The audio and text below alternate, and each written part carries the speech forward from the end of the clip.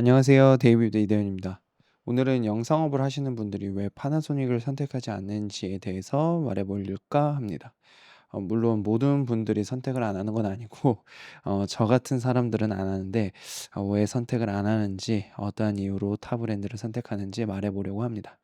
솔직히 말씀드리면 파나소닉 S1 마크2는 진짜 잘 만든 카메라라고 생각을 합니다. 저도 파나소닉 S1과 S5를 사용했었고, 정말 만족하면서 사용을 했습니다. 스펙 하나하나를 뜯어보면 동급 소니 미러리스보다 오히려 앞서는 부분들도 많이 있습니다. 그런데도 저를 포함한 영상 감독님들은 왜 파나소닉을 안 쓸까요? 저는 이게 기기 자체 성능 문제가 아니라고 생각을 하고요. 상업 촬영 현장이라는 특수성에서 파나소닉이라는 브랜드가 가진 구조적인 한계 때문이라고 생각을 하고 있습니다. 그러면은 어떠한 문제점들이 있는지, 어떠한 단점들 있는지 한번 말씀드려 보도록 하겠습니다. 첫 번째는 너무 적은 카메라 라인업입니다. 저는 상업 촬영을 하다 보니 현장에 따라 카메라 시스템을 탄력적으로 운용해야 할 때가 많습니다. 작은 런앤건 현장부터 방송국 납품이 필요한 촬영, 더 나아가 고예산 프로젝트까지 그 스펙트럼이 굉장히 넓거든요. 이런 상황에서 브랜드 생태계가 얼마나 넓고 촘촘한지는 단순 스펙을 뛰어넘는다라고 생각을 하는데요. 소니를 보면 베니스2라는 헐리우드 영화급 시네마 카메라부터 120만 원대의 ZV-E10 마크2 같은 보급형 바디까지 그 모든 제품이 동일한 로그 감마와 컬러 사이언스를 공유합니다. 그래서 카메라가 달라도 워크플로우는 하나로 통일되고, 이러한 장점을 통해서 규모와 예산 그리고 현장 상황에 맞춰 아주 다양하게 선택하여 카메라 세팅을 구성할 수가 있습니다. 요즘에는 카메라를 한 대만 사용하는 현장은 많이 없는 것 같아요. 그래서 여러 대를 동시에 사용하는 경우가 많은데, 이럴 때 모두 같은 카메라로 동일 모델로 맞추는 것이 아니라 위치와 역할에 맞춰 필요한 카메라를 적재적소에 배치할 수 있는 게 가장 큰 장점이라고 생각을 합니다. 이게 소니 생태계의 가장 큰 강점이고, 그래서 작은 현장에서는 FX3를 메인캠으로 쓰고 알파 6700을 서브로 쓰는 그런 조그마한 현장이나, 헐리우드처럼 베니스2를 메인으로 쓰고 FX3를 서브로 쓰는 그런 영화급 가장 끝판왕 현장까지 모두 소니 생태계 For 안에서 the opening 커버가 hallway 됩니다. shot, we actually ended up using the FX3. At first, I was a little bit. 니콘의 경우에는 시네마 라인업이 약한 게 사실이었는데, 최근 레드를 인수하면서 그 약점을 보완해 나가고 있습니다. 미러리스급에서 시네마급까지 하나의 워크플로우로 묶어내겠다는 전략이고, 그 첫 번째 결실이 바로 니콘 ZR입니다. 방향성이 아주 명확하죠. 그래서 니콘 ZR이 처음에 나왔을 때 레드 랩터와 코모도 X와 얼마나 같이 사용할 수 있는지 중점적으로 다루는 영상이 프로모션 영상으로 나오기도 했었습니다. 캐논도 C500급의 시네마 카메라를 보유하고 있고, 예능이나 방송 현장에서 쓰이는 다양한 라인업이 촘촘하게 갖춰져 있다고 생각합니다. 선택지가 많다는 것 자체가 현장에서는 큰 힘이 된다고 생각을 하고 큰 장점이라고 생각을 합니다. 그런데 파나소닉의 경우에는 시네마 라인업이 있었지만 현재는 사실상 더 이상 제작하지 않고 있고, 결국 미러리스 라인 하나에 집중하는 구조가 됐습니다. 저의 경우에는 중계를 할 때가 있는데, 중계 현장에서 미러리스는 사실 좀 불안정감이 있어요.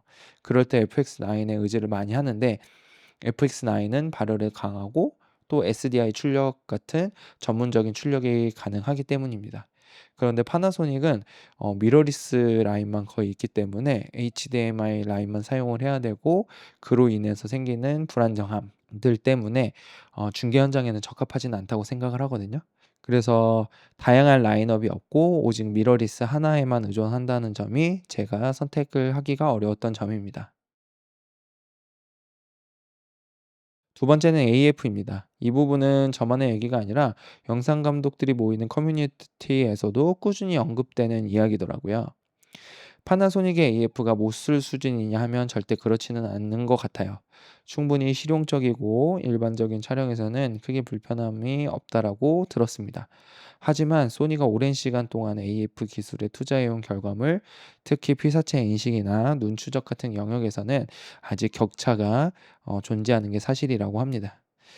영상 제작 현장에서는 AF가 단순히 편한 기능 이상이라고 생각을 하는데, 빠르게 움직이는 피사체, 조명이 급격히 바뀌는 환경, 여러 인물이 교차하는 장면 등 이런 상황에서 AF의 신뢰도가 곧 현장의 안정감으로 이어집니다. 실수가 허용되지 않는 상업 촬영일수록 이 차이는 더 크게 다가오죠.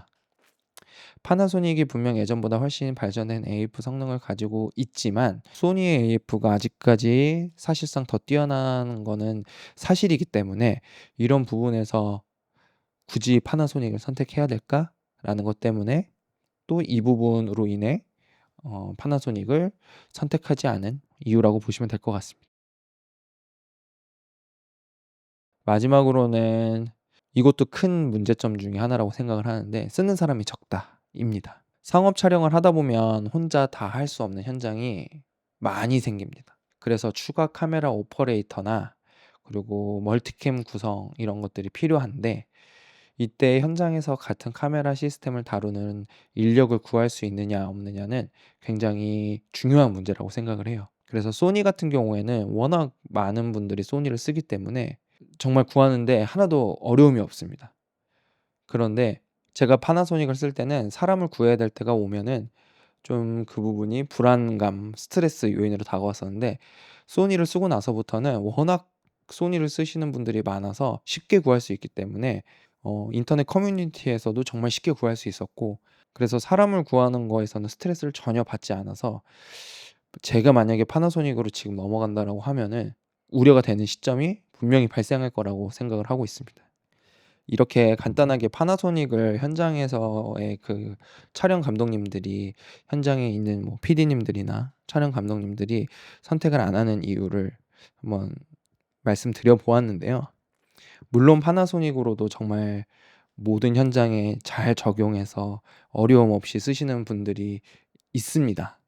그렇지만 또 아닌 경우도 있기 때문에 왜 이렇게 파나소닉이 정말 스펙도 좋고 영상 화질도 다 좋은 것 같은데 소니가 그렇게 점유율이 높을까? 그리고 파나소닉은 조금 약간 마이너한 브랜드일까? 궁금하셨던 분들이 분명히 있을 거라고 생각을 해요. 그래서 그런 분들에게 좀 답변이 되는 영상이었으면 좋겠습니다. 만약에 저도 이렇게 상업으로 쓰지 않고 그냥 카메라 한 대만 제가 그냥 골라야만 한다라고 하면 아마 '소니보다도 파나소닉을 쓰지 않을까?' 싶기는 합니다. 이미지 퀄리티는 더 마음에 들었던 것 같아요. 그런데 현장에서의 일은 제가 이미지 퀄리티가 마음에 드는 것보다 다른 외적인 것들도 많이 고려를 해야 되기 때문에 아까 말씀드렸던 부분들로 인한 걸로 파나소닉은 제가 선택하지 않고 소니를 쓰지 않을까 생각했습니다. 그럼 이번 영상도 도움이 되었으면 좋겠고 지금까지 데이비드의 이대현이었습니다. 감사합니다.